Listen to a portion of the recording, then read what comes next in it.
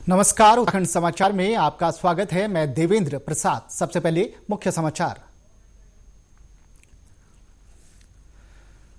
राज्य सरकार ने लिए अहम फैसले। केदारनाथ धाम में हेलीपैड विस्तारीकरण को मिली मंजूरी। पर्यटन विभाग की कूपन योजना पर मुहर। उपनल में पूर्व सैनिकों और उनके आश्रितों के अलावा अन्य लोगों के लिए भी खुले नौकरी के द्वार।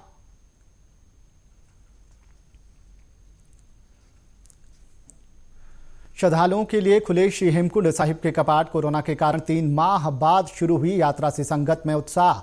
10 अक्टूबर तक जारी रहेगी यात्रा। One nation one ration card योजना के तहत सभी राशन कार्ड्स को आधार से लिंक करने पर सरकार का जोर। योजना को सफल बनाने के लिए मुख्य सचिव ने अधिकारियों को दिए निर्देश। 26 लाख राशन कार्ड धारकों को मिलेगा सीधा लाभ।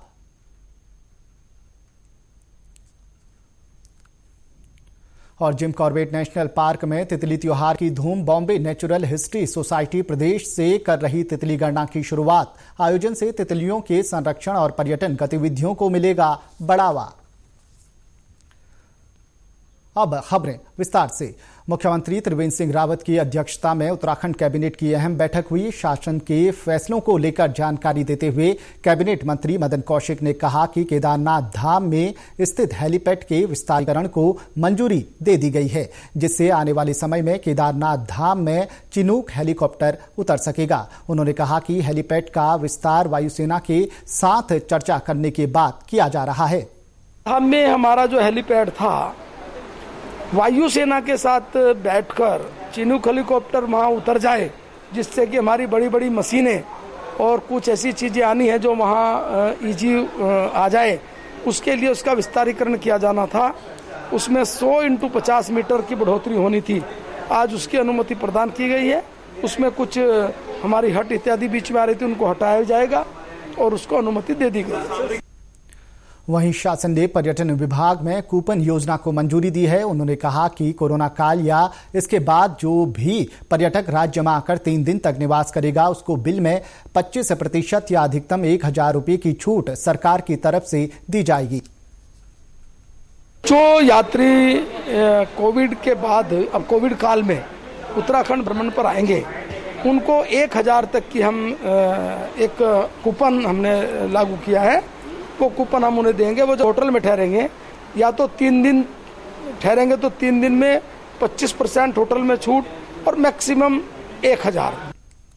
कोविड संकट में उत्तराखंड सरकार ने टिकट की एडवांस बुकिंग के बावजूद कॉर्बेट पार्क घूमने न आने वाले पर्यटकों को राहत दी है। सरकार ने फैसला किया है कि जिन भी पर्यटकों ने कॉर्बेट पार्क घूमने आने के लिए एडवांस बुकिंग की है, उसे वापस किया जाएगा। ये बुकिंग राशि करीब 1,85 लाख है। साथ ही उन्होंने बताया कि सीमांत जनपदों में मोबाइल कनेक्टिविटी न होने के कारण सरकार मोबाइल कंपनियों को टावर लगाने के लिए 40 लाख रुपए की सब्सिडी देगी, जिससे उत्तराखंड के सीमांत जनपद भी मोबाइल कनेक्टिविटी से जुड़ सकें। शैडो विलेज थे, उन विलेजों के लिए कुछ प्राइवेट कंपनी अपने टावर लगाए। इसके लिए उस कंपनी को एक मुश्त 40 लाख रुपए राज्य सरकार देगी और ऐसे सभी जगह टावर लगेंगे। राज्य सरकार बताएगी कहाँ लगाने हैं। लेकिन सीमांत क्षेत्रों में, खासतौर पर जो हमारा नेपाल से जुड़ा हुआ क्षेत्र है, चाइना से जुड़ा हुआ क्षेत्र है, इस प्रकार के क्षेत्र। इसके अलावा उपनल के जरिए पूर्व सैनिक या उनके आश्रितों के अलावा अन्य लोगों को भी नौकरी मिल सकेगी, लेकिन पहली प्राथमिकता पूर्व सैनिकों के परिजनों को ही होगी। आगामी 23 सितंबर से 25 सितंबर तक होने वाले उत्तराखंड विधानसभा सत्र की तैयारियों को लेकर विधानसभा अध्यक्ष प्रेमचंद अग्रवाल ने देहरादून स्थित विधानसभा में तैयारियों का जायजा लिया। उन्होंने कोरोना संक्रमण के दौरान शुरू होने जा रहे सत्र को लेकर पूरी सतर्कता बरतने और नियमों का पूरी तरह से पालन किए जाने की बात कही। श्री अग्रवाल ने पत्रकार दीर्घा और दर्शक दीर्घा में भी विधायकों के बैठने की व्यवस्था को लेकर अधिकारियों के साथ विचार विमर्श किया। उन्होंने कहा कि सोशल डिस्टेंसिंग, सैनिटाइजेशन और जरूरत पड़ने पर रैपिड टेस्ट कराए जाने पर भी विचार किया जा रहा है। इस दौरान विधानसभा अध्यक्ष ने बताया कि सत्र को वर्चुअल कराने पर भी मंथन चल रहा है। देखिए, सत्र के दौरान किस प्रकार से हमारा ये सत्र ठीक से संपन्न हो, जिस प्रकार का ये वैश्विक महामारी हमारे सामने है, हर पहलू में हम लोग विचार कर रहे हैं। वर्चुअल पे भी हम विचार कर रहे हैं। सोशल डिस्टेंसिंग का तो पालन होगा ही, सैनिटाइज़र भी हम वहाँ रखेंगे भी, यहाँ भी करेंगे, रैपिड टेस्ट दूसरे टेस्ट कराने की भी हम विचार कर रहे हैं। यानी कुल मिला के सोशल डिस्टेंसिंग और सारे विषय को जो मानक हैं इस समय और सभी का पालन करते हुए हमारा सत्र ठीक ठाक संपन्न हो, उसको लेके हम लोग पूरे हर पहलू पर विचार। वहीं कल रात जारी हेल्थ बुलेटिन के अनुसार राज्य में कोरोना के 946 नए मामले सामने आए हैं। अब राज्य में एक्टिव मामलों की संख्या 6,871 हो गई है। सिखों के प्रसिद्ध तीर्थ स्थल श्री हेमकुंड साहिब के कपाट आज सुबह 10 बजे श्रद्धालुओं के लिए खोल दिए गए हैं। मुख्य ग्रंथी हिम्मत सिंह ने दोपहर 12:30 बजे गुरुद्वारे में साल की पहली अरदास की। इस अवसर पर लगभग 200 श्रद्धालु मौजूद रहे। इसी के साथ लक्ष्मण यानी लोकपाल मंदिर के कपाट भी विधि विधान व पूजा अर्चना के साथ श्रद्धालुओं के लिए खोल दिए गए। कोरोना की वजह से इस वर्ष 3 माह बाद हेमकुंड साहिब के कपाट खुले हैं। इस बार सिर्फ 1 माह 6 दिन के लिए ही हेमकुंड साहिब के दर्शन किए जा सकेंगे। मुख्य प्रबंधक सरदार सेवा सिंह ने बताया कि हेमकुंड यात्रा 10 अक्टूबर तक जारी रहेगी। ऐसे में उन्होंने यात्रियों की संख्या में बढ़ोतरी की उम्मीद भी जताई। आज वाहिगुरु की अपार बख्शिश हुई है कि 4 सितंबर को श्री हेमकुंड साहिब की यात्रा का शुभ आरंभ हुआ है। प्रशासन द्वारा और गुरुद्वारा कमेटी द्वारा लेट में लिया गया निर्णय, लेकिन संगतों में बहुत उत्साह है। सुबह 6 बजे से श्री हेमकुंड साहिब में संगतां पहुँचना शुरू हो गई थी और 9 बजे सचखंड से श्री गुरु ग्रंथ साहिब जी को 5 प्यारों की वाणी में दीवान हाल में स्वागत किया गया और 10 बजे सुखमनी साहिब के पाठ आरंभ हुए हैं और 12:30 बजे साल की पहली अरदास हुई और इसी अरदास के साथ ही जो इस साल की यात्रा का शुभ आरंभ हो गया है और संगतों में बहुत उत्साह है। हमें आशा है कि 10 अक्टूबर तक यात्रा चलनी है, तब तक काफ़ी मात्रा में संगत जो है इस साल दर्शन करने के लिए आए।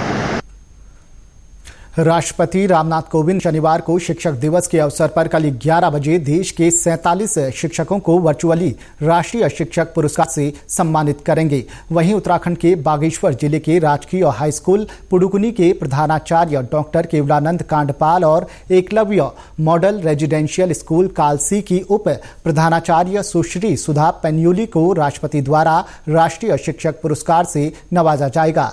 डॉक्टर केवलानंद कांडपाल को ये पुरस्कार बालिका शिक्षा में विशेष योगदान और शिक्षा के विकास में उल्लेखनीय कार्य करने के लिए दिया जाएगा। वहीं देश में एकलव्य मॉडल रेजिडेंशियल स्कूल में सम्मानित होने वाली सुश्री सुधा पेन्यूली पहली अध्यापिका हैं। केंद्र सरकार की महत्वाकांक्षी one nation one ration card योजना को राज्य में सफल बनाने के लिए मुख्य सचिव ओम प्रकाश ने अधिकारियों को योजना के तहत सभी राशन कार्ड्स को आधार से जल्द लिंक करने के निर्देश दिए हैं। मुख्य सचिव ने बताया कि राज्य में करीब 26 लाख राशन कार्ड धारक हैं, जिसमें से 90% से अधिक राशन कार्ड आधार से लिंक किए जा चुके हैं। कि कोई भी आदमी जिसका कि रेशन कार्ड यहाँ बना है तो उस रेशन कार्ड के आधार पर भारत में कहीं भी वो राशन ले सकता है। तो हमारे काफ़ी लोग हैं जो बॉम्बे दिल्ली में रहते हैं तो वो वहाँ ले सकते हैं। अच्छा, चूँकि आधार सीडिंग है तो एक बार आधार सीडिंग अगर यहाँ हो गया तो हमेशा वही राशन कार्ड रिफ्लेक्ट होगा पूरे भारत में, क्योंकि आधार कार्ड में यूनिक नंबर है। तो अगर मान लीजिए उसने बॉम्बे से ले लिया तो यहाँ उसको नहीं मिलेगा, तो पूरे भारत की एक ही व्यवस्था होगी। आपको बता दें कि one nation one ration card के तहत आधार से राशन कार्ड लिंक होने पर कार्डधारक देश के किसी भी राज्य में राशन की सुविधा का लाभ उठा सकता है।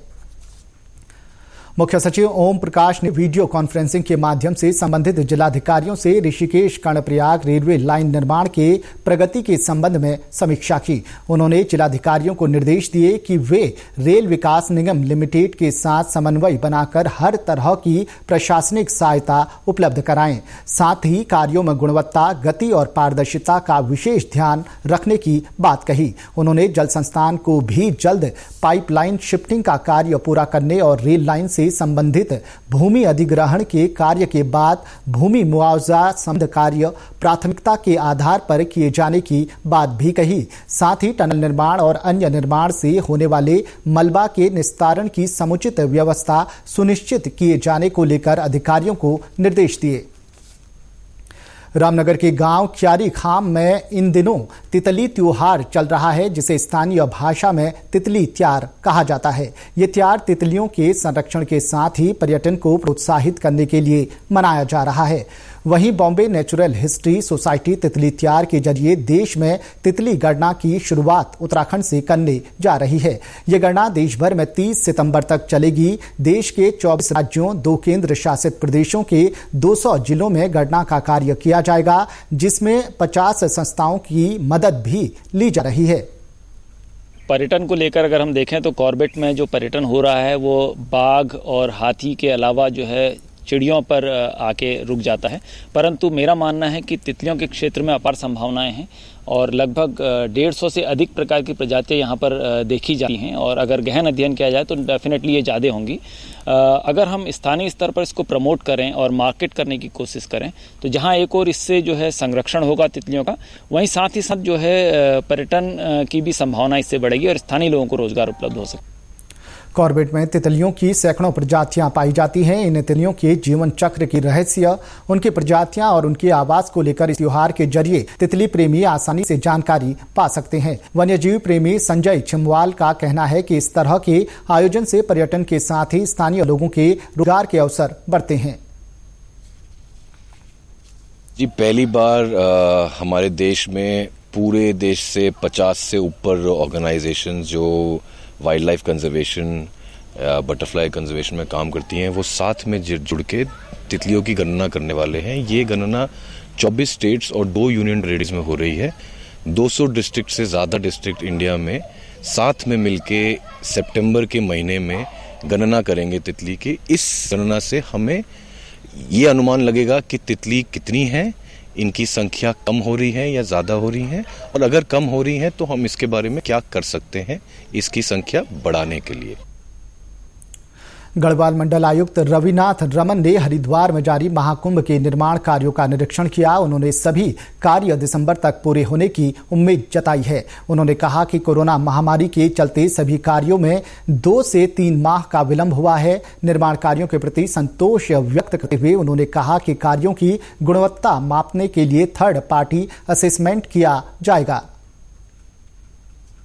उम्मीद करेंगे हम लोग कि दिसंबर तक जो भी हमारे जो परमानेंट वर्क्स है वो सारे कंप्लीट हो जाए। गुणवत्ता तो ठीक है वैसे, क्योंकि जो इंस्पेक्शन है, इंस्पेक्शन में आप सरसरी तौर पर देखकर आप बता नहीं सकते उसकी गुणवत्ता। उसके लिए ऑलरेडी थर्ड पार्टी जो इंस्पेक्शन है उसके लिए व्यवस्था की गई है। तो उसका जो प्रत्येक स्तर पर जब कंस्ट्रक्शन होता है तो उसके जो सैंपल्स होते हैं उसकी स्ट्रेंथ और टेंसाइल टेस्टिंग की जाती है, तो उसी से गुणवत्ता पता चलता है। लेकिन जनरली जो आप इंस्पेक्शन करते हैं उससे जो वर्क का जो टाइम शेड्यूल्स है वो टाइमलाइन के अनुसार अध्ययन कर रहे हैं कि नहीं कर रहे हैं, इसको देखा जाता है। जो क्वालिटी है, क्वालिटी के लिए अलग से थर्ड पार्टी इंस्पेक्शन करा जा रहा है।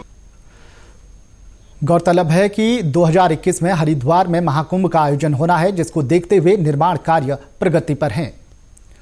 उत्तराखंड के समाचारों में बस इतना ही। चलते चलते मुख्य समाचार एक बार फिर।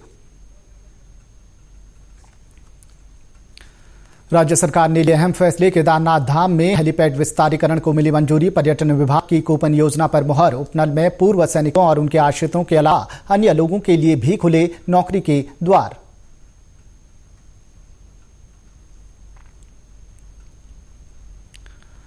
श्रद्धालुओं के लिए खुले श्री हेमकुंड साहिब के कपाट। कोरोना के कारण 3 माह बाद शुरू हुई यात्रा से संगत में उत्साह। 10 अक्टूबर तक जारी रहेगी यात्रा।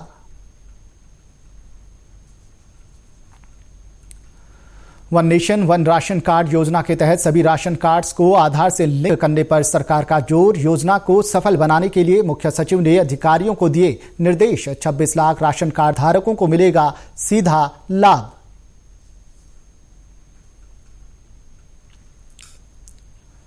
और जिम कॉर्बेट नेशनल पार्क में तितली त्योहार की धूम। बॉम्बे नेचुरल हिस्ट्री सोसाइटी प्रदेश से कर रही तितली गणना की शुरुआत। आयोजन से तितलियों के संरक्षण और पर्यटन गतिविधियों को मिलेगा बढ़ावा।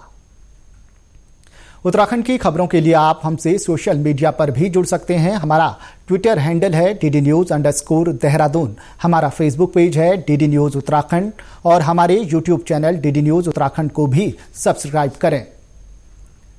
इसी के साथ समाचार समाप्त हुए। नमस्कार।